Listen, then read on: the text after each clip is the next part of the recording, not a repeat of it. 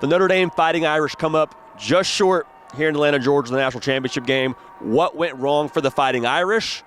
And let's take a look ahead at maybe what the future could be under Marcus Freeman in South Bend. We'll talk about all that. Met a lot of y'all here in Atlanta, you Fighting Irish faithful. We have had a lot of y'all get subscribed to the show. If you haven't already, we'd love to have you here. We'd love to have you subscribe to everything we do here on this On Three YouTube channel. It's college football year-round. The season just ended, but I promise you the content is not going to falter at all in terms of our volume and us talking about the greatest sport on the face of planet Earth. But if you're a Notre Dame fan, going into this thing, we all sort of understood what the deal was if Notre Dame wanted to win. We all sort of understood, hey, their game plan and the way they would win has a lot of contingencies. We talked to some of y'all on the way over to the game. It's like, hey, I need this many yards of carry. I need this many turnovers. I need to play on special teams. I need Riley Leonard to do this. Like, there was a lot of ifs, potentials, what ifs, and all that. And so while it hurts and it stings, I don't think there's anything to hang your head about if you're a Notre Dame fan. The reality is, what couldn't happen for you as a team and as an offense, I mean, it happened, right? Like, you couldn't have a game where you ran for 53 yards on the ground. That happened. You couldn't have a game where you let Quinshon Judkins go for over 100 yards and have those big plays crease you. That happened. You couldn't have a game now where you got beat a couple times in man coverage and they got theirs underneath. Again, that happened. So I don't mean to be repetitive, and I don't mean to give any, moral victories to Notre Dame here, but I do think there's something to be said for the way they showed themselves in the spot against, let's call a spade here, the greatest roster in college football this season.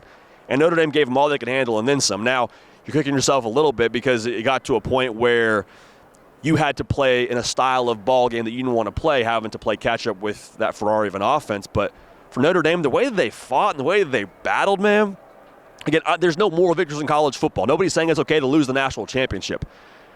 But when you look at what Marcus Freeman has built here and you look at why they lost this football game, I don't think that'll be the reason why they lose football games in the future. And what I mean by that is the difference tonight for Ohio State against Notre Dame was they had more dudes and they made less mistakes, I guess is what you would say. They didn't play a subpar game. Therefore, their performance and their talent was able to allow them to hoist the hardware tonight, right? Like, that's kind of the way that this thing went. Ohio State had 10 5-stars. Notre Dame had 0. So with that being said now, what's the future for Notre Dame football? I think you showed now that you can win with a talent gap that's different against Georgia, a talent gap that's different against Penn State, played as close to you against, again, Ohio State. When I look to the future for Notre Dame, I have a very difficult time seeing them in a spot here where they will be at the same talent disadvantage.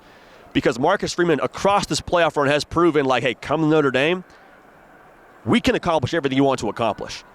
Like, now I can say the same thing. I mean, we came within, at one point in time, it was a one-score game there in the fourth quarter against the national champion Ohio State Buckeyes. Like, Notre Dame, in the way that they played Ohio State tonight, I think even in that itself made a statement to the rest of the country, like, hey, we're not going anywhere.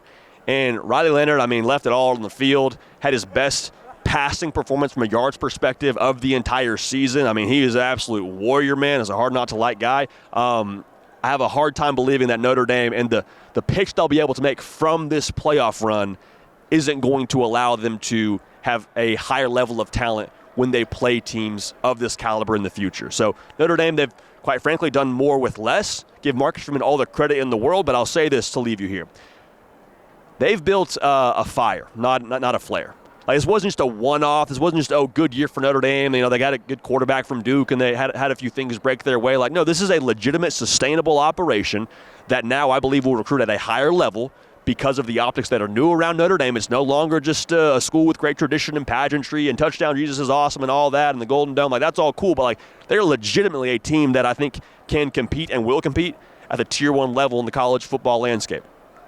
Marcus Freeman's a program guy through and through, someone that I'd want to play for. Like, there's a lot to like about Notre Dame, and the idea now they're going to show up and just get body bagged by a team with superior roster talent didn't happen today, didn't happen during this college football playoff run, and I don't see it happening in the future because even further now, Notre Dame, I think, will be breathing different oxygen when it comes to the roster talent they have. So, incredible year, man. If you're a Fighting Irish fan, there's a lot to be excited about going forward. And Jaden Greathouse, in passing here, is one of those guys to absolutely be excited about the way that he came on these last couple of games. Over 100 yards tonight.